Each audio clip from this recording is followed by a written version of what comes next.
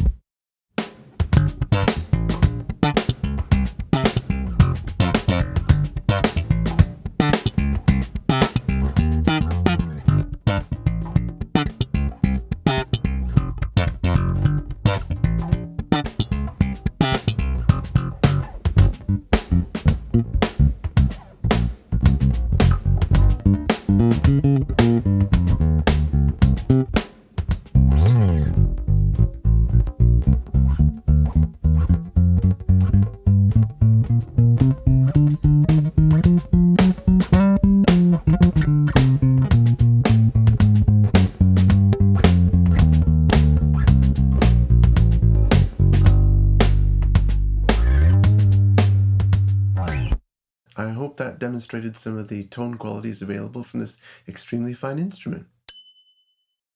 I first became aware of Christian Celinder's work back in the early 2000s when the internet was a lot younger. I spent a lot of time in my young days lurking on TalkBass and BassChat, where the mystique of these incredibly expensive handmade instruments was put forth. They were mentioned in the same breath as Sadowski, MTD, Aleva Coppolo, Federa, and many other boutique makers. They seemed to be the kind of instruments that people were willing to sell their existing collections to get their hands on. When I saw photos of these, I could not get enough of them. I thought they were perhaps the most elegant versions of jazz basses that I had ever seen, with incredible lines and great build details. One of my favorite players, Michel Ndegeocello, owned one. I desperately wanted one, but I did not possess the means to own one. However, the reports of the dealings with Christian Celinder were not all good. Whilst there were many happy players, I did see over time there were reports of customer dealings with Christian that did not go so well. There were clear issues reported about long delays, finish issues, and those who found it generally difficult to deal with somebody who approached the work as a master craftsman and artisan as opposed to a businessman. Over time, as I watched, it seemed the business was faltering. I wondered if I was ever going to be able to ask Christian to be able to make one of these for me, and indeed, whether it would be safe for me to do so. The second-hand prices were still well out of my reach, and the supplies coming out from Christian's workshop were very limited at any rate. Then, it seemed to me that Christian stopped making instruments, and I thought I was truly out of luck at that point. I had to sort of shelve the idea. Looking back over the career of the Celinder Workshop and trying to piece it together from the now defunct websites that are available, as well as the threads that I can find on TalkBass and BassChat, it looks to me like Christian ended up making instruments over a period spanning from 1987 right up to about 2013 or thereabouts. I think there were long stretches of inactivity at different points. There were a lot of rumors about his health at various points, which I imagine had a significant impact on his ability to run his business. So, you might ask, where did that leave me?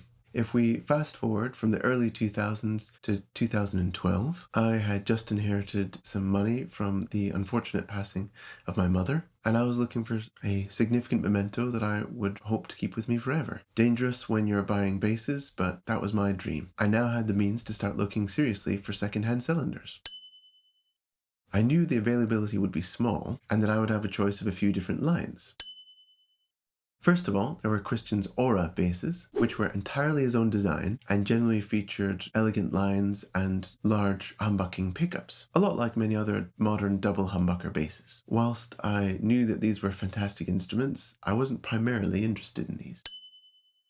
Secondly, there was the Celinder Classic bass line. These were passive basses that were built with top-notch woods and had a lot of fancier build features, but were otherwise faithful to the 60s passive jazz and precision basses of yore. These had features like Lindy Fralin pickups, threaded steel bolts and inserts for the neck attachments, graphite reinforcements for the necks, custom steel saddle bridges, expensive fingerboard woods like Brazilian rosewood or highly figured maple, and highly figured neck woods. These were of great interest to me after reviews of them said that they sounded like vintage Fenders but played a lot better.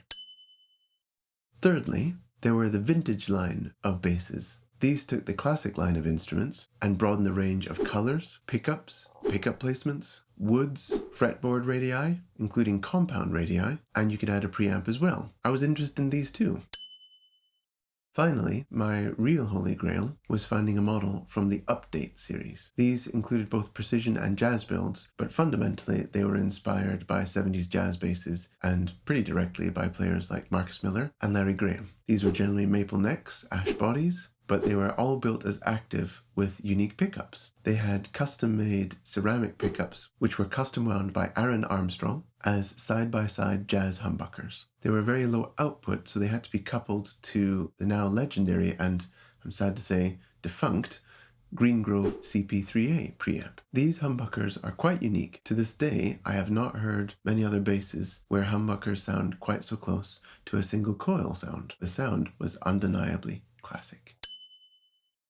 I think it's worth briefly diverting into the Greengrove preamp itself. This was a really smart design. You had the typical pickup volume for each pickup, and it did also add an active bass boost and cut control, which is not unusual, but I felt like the treble knob could do a lot with very little. The active treble knob circuit puts a big boost in the treble starting around about 500 Hz, depending on how you set the internal dip switches. The treble knob ends up acting as a treble boost when you've set it to max, but as you turn it down, it seems to act a lot more like a passive tone knob. It's a lot like having the best of both worlds available. The preamp itself had some interesting adjustability. There were dip switches on the inside that allowed for use of a rechargeable battery, a bass EQ switchable from narrow to wide band boost at 40 Hz, a low treble boost around 4 kHz, and a final switch that allowed a high treble boost around 7.5 kHz. From what I've read, Chris would ship out his basses with both of the treble boosts on, which gave a pretty extreme treble response. I currently have mine set with both boosts off,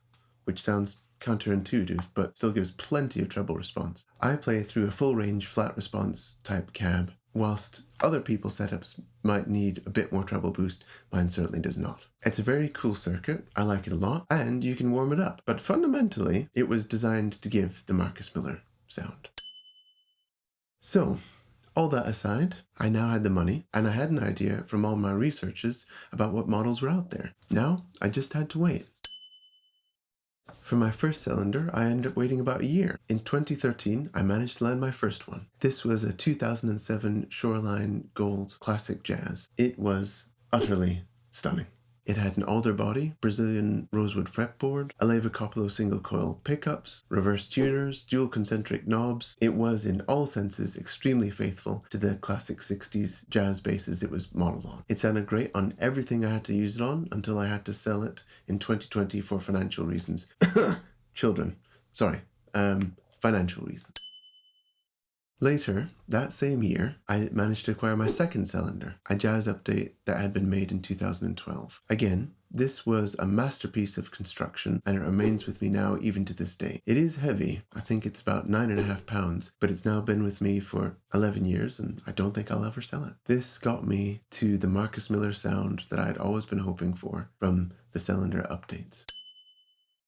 In 2019, after many years of keeping my eyes peeled, I finally managed to get my hands on a Celinder precision bass. It was a blue PJ4 update. When I got it, it had clearly had a harder life than my other Celinders, but it didn't matter. It was another masterpiece of solid construction, beautiful woods, and sizzling Marcus Miller style tone. I eventually sold it in 2022 because for my purposes, it was close enough in tone to my Jazz Update 4 that I didn't need to have the sound duplicated, and I preferred the sound of the dual jazz pickups to the PJ setup of the Update PJ4. So, there you have it, the story of my own journey with this very rarely spoken of luthier.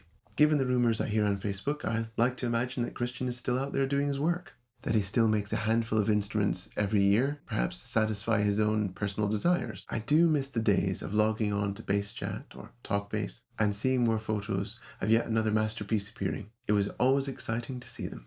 Thanks for listening once again, friends. I hope you enjoyed it. I'll see you again next time.